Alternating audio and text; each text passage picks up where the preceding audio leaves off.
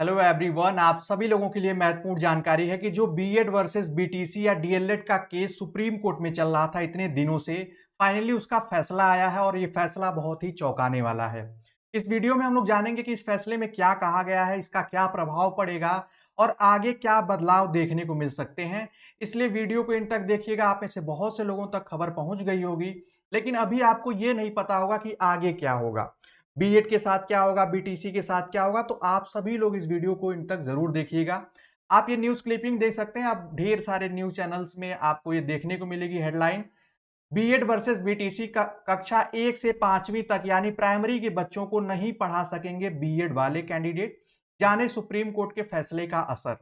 सबसे पहले आप सभी लोगों को यह जानना बहुत ही जरूरी है कि ये कोर्ट में मामला गया कहां से था। तो ये जो मामला था ये राजस्थान से गया था। आप यहां पे देख पाएंगे, राजस्थान शिक्षा विभाग की ओर से जारी रीट नोटिफिकेशन में जो था वो केवल लेवल 1 में बीटीसी के स्टूडेंट्स को एलिजिबल किया गया था। फिर ये राजस्थान के हाई कोर्ट तक गया मामला, फिर हाई कोर्ट के बाद ये सुप्रीम कोर्ट तक गया।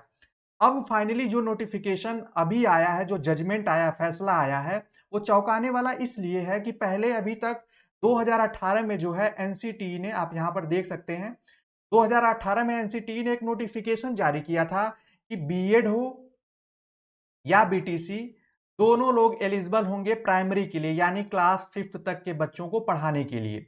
इसमें यह था कि जो बीएड के कैंडिडेट अगर टीचर बन जाएंगे तो उनको 6 महीने का एक ब्रिज कोर्स करना पड़ेगा। हालांकि बहुत से जो बीटीसी के स्टूडेंट्स थे, कैंडिडेट थे, वो लोग इसको ऑब्जेक्शन कर रहे थे और इसी वजह से ये मामला कोर्ट में गया। अब फाइनली जो राजस्थान हाई कोर्ट का जो वर्डिक्ट था पहले कि सिर्फ प्राइमरी के लिए बीटीसी के ही स्टूडेंट्स मान्य होंगे, वही बरकरार रखा है सुप्रीम कोर्ट ने। फाइनली इस न्यूज में यही चीजें और यही जजमेंट है। लेकिन अब आप सोच रहे होंगे कि सर इससे क्या प्रभाव पड़ा है और क्या हम लोग बीएड वाले पिछड़ जाएंगे या क्या होगा। उसमें आप परेशान नहीं होंगे, ध्यान से समझिए इस चीज को। सबसे पहले आपको बता दें कि दो कोर्स है टीचिंग के। आपको पता है टीचिंग के बहुत सारे कोर्स हैं। एक तो बीएड है जो ऑल इंडिया आपको देखने को मिलता है। दूसरा जो कोर्स है वो बीटीसी है। इसको अलग अलग नाम, कहीं कहीं पर जेबीटी, कहीं कहीं पर डीएलएड, इसके अलग अलग नाम हैं। ये वही कोर्स है जो खासकर एलिमेंट्री एजुकेशन के लिए बनाया गया है, प्राइमरी बच्चों के लिए। अब जिस हिसाब से ये चीजें दिख रही हैं उसमें आपको एक चीज बहुत जानना जरूरी है कि जो एजुकेशन है ये समवर्ती सूची का कॉन्करेंट लिस्ट का विषय है।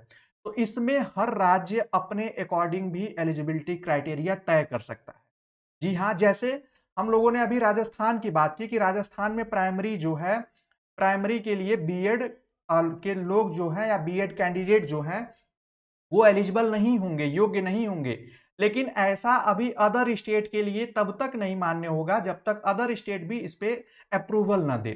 साथ ही साथ सेंट्रल गवर्नमेंट ने अभी तक ऐसा कोई नोटिफिकेशन अभी नहीं जारी किया है और इस पे वो पहले से ऐसा लगता है डिसाइडेड है, एनसीटी यानी national council for teacher education, कि वो इसको मान्य रखेंगे सेंट्रल लेवल पे। अब राजस्थान की जो बात आती है तो ये 100% तय हो जाता है कि जो भी स्टूडेंट राजस्थान में प्राइमरी टीचर बनना चाहते हैं बीएड, तो अब वो नहीं बन पाएंगे। ये तो एक बात तय है। लेकिन जो अदर स्टेट है, राजस्थान को छोड़कर जितने भी अन्य राज्य हैं, उस पे अभी ये बात लागू नहीं होती है जब तक यहाँ की सरकारें उसे मान्य न करें।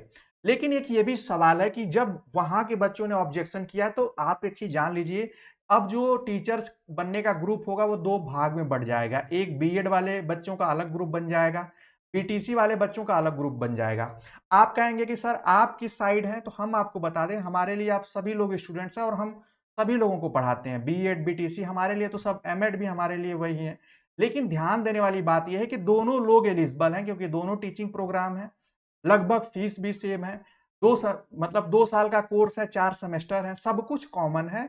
तो इसको क्यों नहीं दोनों लोगों को मान्य किया जाए। और वही मैं भी चाहता था कि ये दोनों लोगों के लिए हो, लेकिन अब नहीं हो सका। तो अब आगे देखिए क्या है। न्यू एजुकेशन पॉलिसी में 2030 के बाद यह कह दिया गया है स्पष्ट रूप से कि सिर्फ 4 साल का बीएड मान्य होगा। अगर मान लीजिए सपोज दैट फ्यूचर में यह होता है कि सिर्फ प्राइमरी के लिए, यानी जब भी हम पीआरटी की बात करेंगे, प्राइमरी टीचर की, यानी क्लास 1 से लेकर 5th तक के बच्चों के लिए सिर्फ अगर बीटीसी मान्य होता है तो ये 2030 तक ही मामला चलेगा। उसके बाद सबके लिए क्या हो जाएगा कॉमन, यानी बीएड और बीटीसी को कॉमन करके 4 ईयर बीएड ही मान्य होगा, ऐसा न्यू एजुकेशन पॉलिसी में था।